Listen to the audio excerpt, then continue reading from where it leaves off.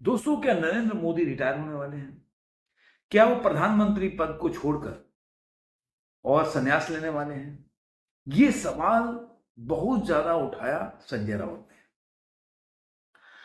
कि जो बीजेपी का जो उनका हिसाब से जो कॉन्स्टिट्यूशन है वो बोलता है कि 75 साल के बाद कोई भी व्यक्ति जो है वो गवर्नमेंट में नहीं रह सकता, उसको प्रधानमंत्री नहीं बन सकता, कैबिनेट मिनिस्टर नहीं बन सकता, और इसलिए वो रिटायर होना पड़ेगा। अब संजय राउत इस बात को लेकर एकदम बिल्कुल आश्वस्त होकर बोल रहे हैं, जैसे कि उनको मीटिंग का सब कुछ पता है, नरेंद्र मोदी उनको जाके बोल चुके हैं कि भाई मैं तो रिटायर होने वाला हूं, और किसी को बोले चाहे नहीं, संजय राउत को जरूर बोल।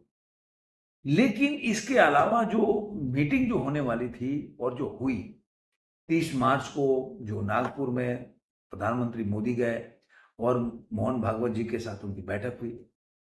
अब इस तरह के जो कयास है अपने अपने तरीके से लोगों ने लगाए। संजय राउत ने लगाया कि वो इस्तीफा देना चाहते हैं और वो प्रधानमंत्री पद उनको छोड़ने के लिए जो संघ है विवश कर रहा है, इसलिए नए प्रधानमंत्री के चयन के ऊपर भी बातचीत चल रहा है। देखिए, कुछ लोग बोल रहे हैं कि जो नए अध्यक्ष हैं, जो कि मुझे जहां तक यकीन है कि 6 तारीख तक बीजेपी के नए अध्यक्ष का ऐलान हो जाएगा, और मेरे हिसाब से कौन बनेगा ये मैं अपना आकलन देके बताऊंगा आगे। लेकिन पहले जो भी विपक्षी दलों के लोग कयास लगा रहे हैं तरह तरह से कि संघ में बीजेपी में नहीं बन रहा है, जो संघ है वो कंट्रोल करना चाहता है बीजेपी को, और मोदी जी उसके कंट्रोल से बाहर जा रहे हैं, संघ अपने हिसाब से अध्यक्ष को बीजेपी का अध्यक्ष बनाना चाहता है, और बीजेपी वो चाहती नहीं कि एक पैरेलल चले, तो इसलिए दोनों के बीच में एकदम दूरियां हैं काफी बढ़ चुकी। देखिए दोस्तों, ये 2024 के इलेक्शन के पहले से ही आ रहा है, जब नड्डा जी का बयान जो है आया था संघ को लेकर, तब से ये इस बातों को हवा नहीं मिली। अब नड्डा जी ये कोई छोटे मोटे लीडर तो है नहीं कि उन्होंने ऐसी बात ऐसे अनायासी कह दिया, और ये भी नहीं है कि इतने छोटे लीडर है कि उनकी बातों को तवज्जो न दी जाए। बीजेपी के राष्ट्रीय अध्यक्ष हैं और उनकी बातों को तवज्जो देना ही पड़ेगा। तो ये जो नड्डा जी ने बोला वो चीजों को लोगों ने या उनके विपक्षी दलों ने हवा दिया। तो ये मौका कौन दिया? जो जेपी नड्डा है उन्होंने मौका दिया, क्योंकि इस पद पे बैठकर अगर आपके पास आप मतलब ऐसी कोई बात नहीं है जैसा कि आप बोल रहे हो, तो फिर इस तरह की बातें आपको बोलनी नहीं चाहिए, ऐसा मेरा मानना है। अब सवाल ये उठता है कि जो खबरें आ रही है उसके हिसाब से क्या, कि क्या संघ में, या बोल सकते हैं कि कुछ ऐसा चीज चल रहा है कि पहले आया कि जब नरेंद्र मोदी ने प्लान बनाया था जाने के लिए, तो संघ जो है उनके मोहन भागवत जी ने वो वहां पे शरीक होने से पहले मतलब अनिच्छा जाहिर किया था, कि मतलब वो नहीं चाहते थे। लेकिन बाद में जो संघ के अंदर के लोगों ने बैठ के विचार विमर्श किया, और उसके बाद वो शरीक हुए। देखिए, ये सब बातें जो है ना कि हवा हवाई बातें हैं, कोई किसी के बारे में अंदर क्या चल रहा है मीटिंग में वो तो ना आप जानते हैं ना मैं जानता हूँ, और न कोई जानता। वो तो वही जानते होंगे जो संघ के प्रमुख लोग हैं, और जो बीजेपी के प्रमुख लोग हैं वही लोग जानते होंगे, दो चार। बाकी नीचे के रूप में बोलिए तो कयास लगाए जाते हैं, आकलन किया जाता है एक्शन से। मैं भी करता हूँ, कई बार सही होता है, कई बार गलत होता है।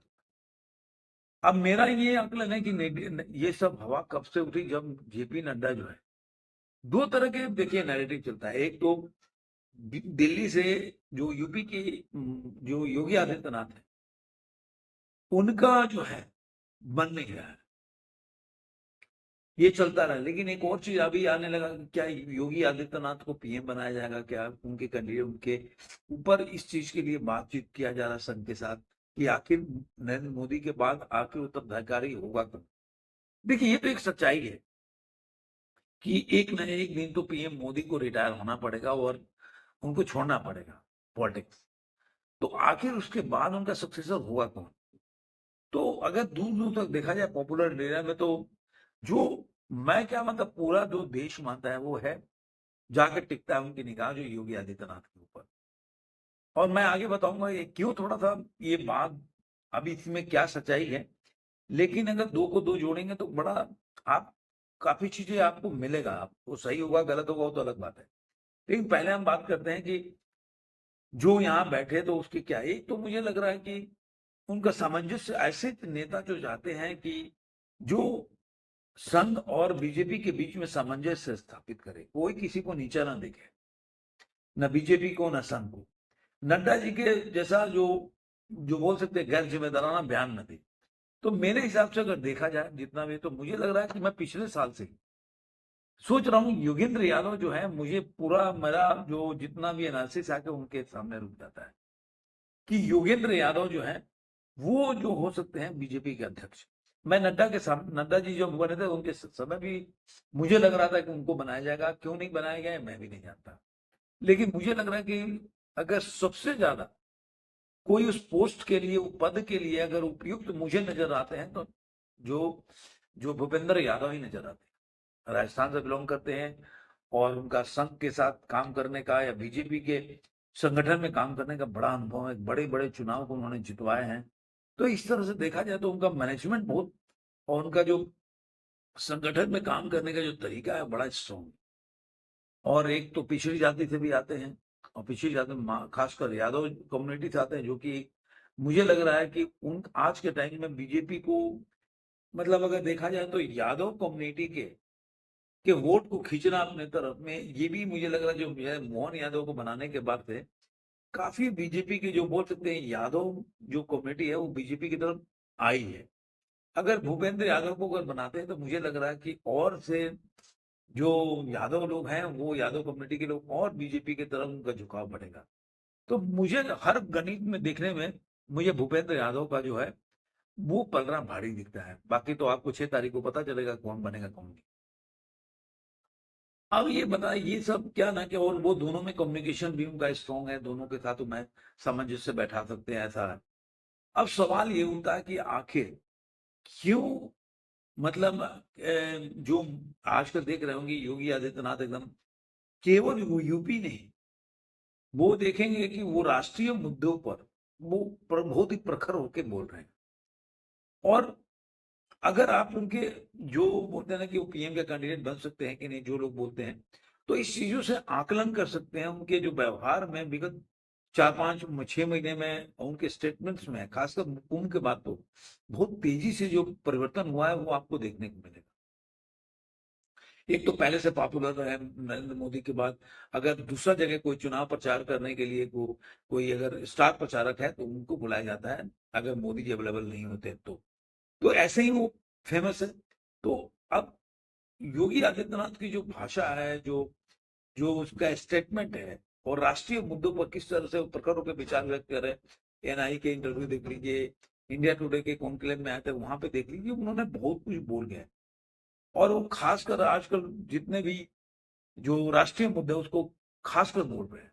तो ये दर्शाता है कि कहीं ना कहीं, मतलब उनको उनको ये आभास होगा या उनके भाषा से लग रहा है कि कहीं ना कहीं फीडबैक तो ऐसा है उनके, ऐसा उनके भाषा से लगता है।